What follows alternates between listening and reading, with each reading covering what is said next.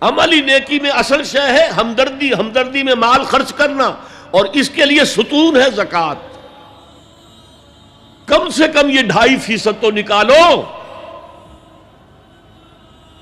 بوتل کا کارک تو کھل جائے، پھر اور بھی دو، اور بھی دو، اور بھی دو۔ یہ تو obligatory ہے، یہ تو فرض ہے، یہ تو لازم ہے۔ لیکن مقصد کیا ہے؟ اس کو جو سمجھ لیا بس یہی زکوٰۃ ہی ہمارے ذمے میں ہے، وہ بڑے مغالطے میں۔ حضور نے فرمایا صلی اللہ علیہ وسلم، ان فی المال حقا سوى الزکوٰۃ، اے مسلمانوں یہ نہ سمجھنا کہ بس زکوٰۃ ادا کر دی تو تمہارے مال کا سارا حق ادا ہو گیا۔ ان فی المال حقا سوى الزکوٰۃ، تمہارے اموال میں حق ہے اللہ کا زکوٰۃ کے علاوہ بھی۔ اور پھر آپ نے یہ آیت پڑھی، وَآتَى الْمَالَ عَلَىٰ حُبِّهِ ذَوِي الْقُرْبَىٰ وَالْيَتَامَىٰ وَالْمَسَاكِينَ وَابْنَ السَّبِيلِ وَالسَّائِلِينَ وَفِي الرِّقَابِ وَأَقَامَ الصَّلَاةَ وَآتَى الزَّكَاةَ۔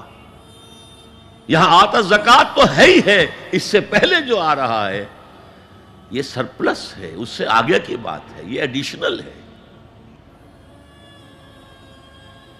اسی لیے جب انفقوا انفقوا انفقوا انفقوا انفقوا کی جو تکرار ہوتی ہے قرآن مجید میں، تو ایک جگہ پھر سوال کیا صحابہ نے، کتنا خرچ کریں حضور؟ فرمایا قل العفو، کہہ دو جو بھی ضرورت سے زائد دے ڈالو، don't accumulate, don't retain any thing.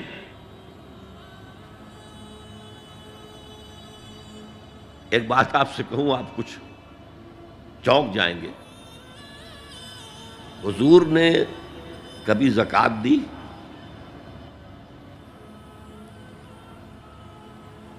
کبھی نصاب کے بقدر پیسہ آپ کے پاس جمع ہوا کہ آپ پر زکوٰۃ واجب ہوتی؟ کیسی عجیب بات ہے۔ ارکان دین میں سے ایک رکن سرے سے غائب، کبھی آپ نے مال رکھا ہی نہیں۔ حضور کا اسوہ ہم جانتے ہیں، مسواک کر لی ہے، پائچے جو ہے ٹخنے سے اوپر کر لیے ہیں، یہ اسوہ ہے؟ ہاں ہے، یہ بھی ہے، ٹھیک ہے، سنت ہے، اسوہ تو یہ ہے۔ اور صرف آپ کا نہیں، جنہیں ہم کہتے ہیں فقراء صحابہ، ابو ہریرہ، ابو ذر،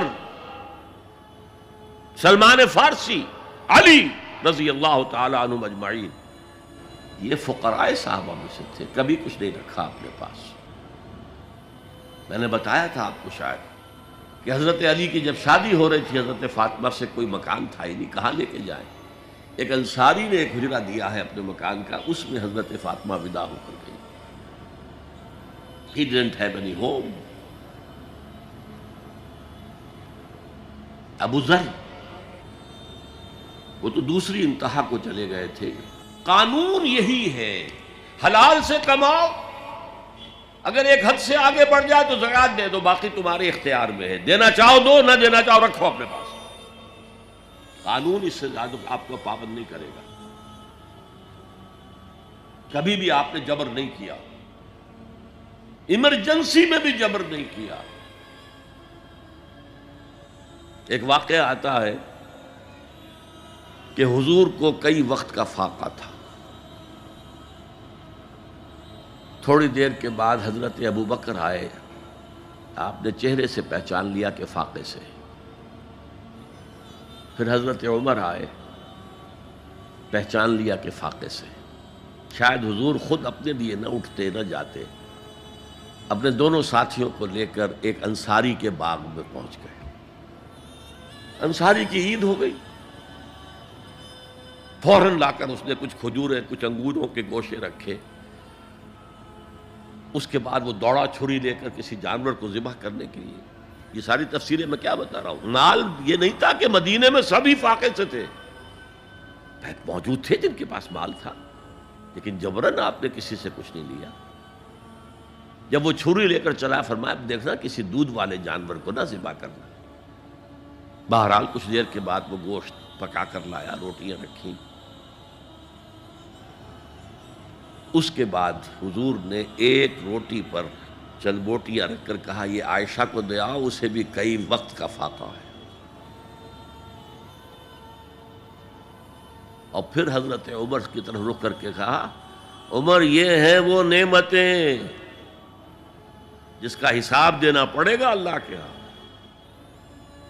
وَأَمَّا بِنِعْمَةِ رَبِّكَ فَحَدِّثْ، اور یہ جو فرمایا گیا الہاکم التکاثر میں نعمتوں کا حساب لیا جائے۔ وَلَتُسْأَلُنَّ يَوْمَئِذٍ عَنِ النَّعِيمِ، فرمایا یہ نعمتیں ہیں۔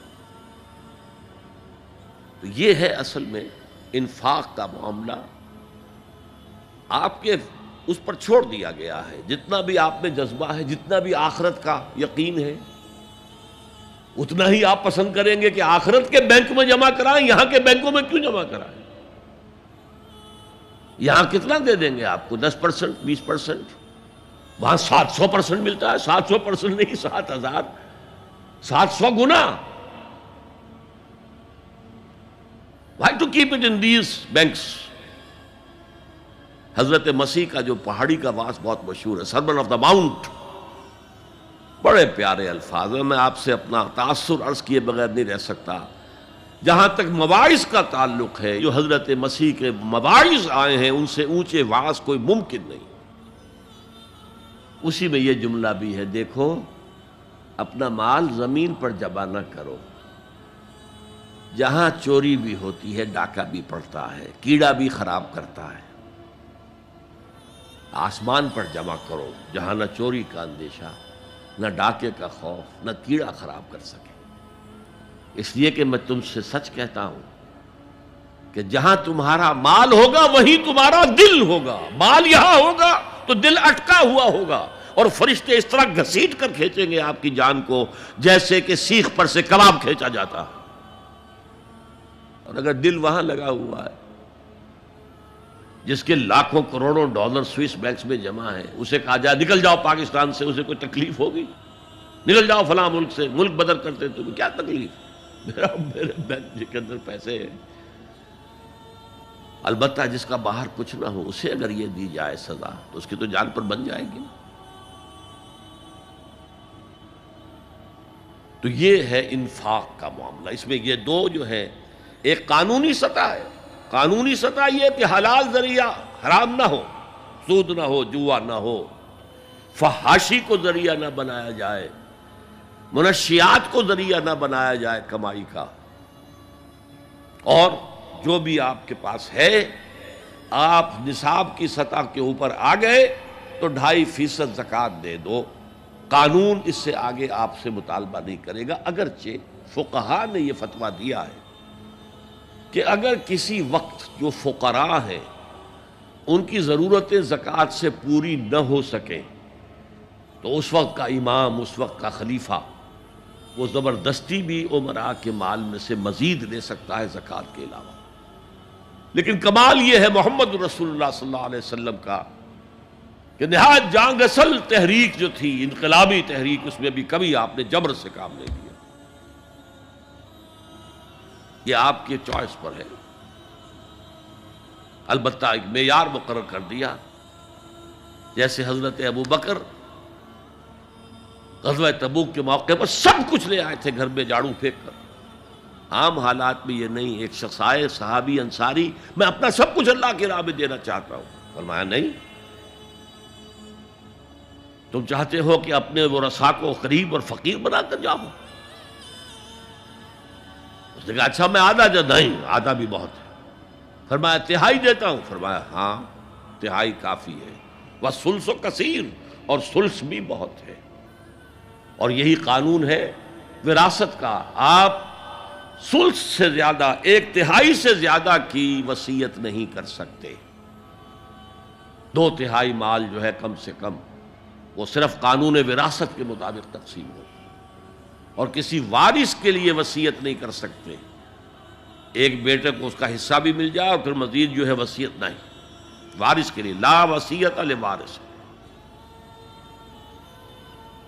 تو یہ ہے زکوٰۃ در حقیقت اس جذبہ انفاق کو سپورٹ دینے والی شے، کم سے کم یہ تو دو۔ بوتل کا کارک کھل جائے گا تو مزید بھی نکل آئے گا اس میں سے۔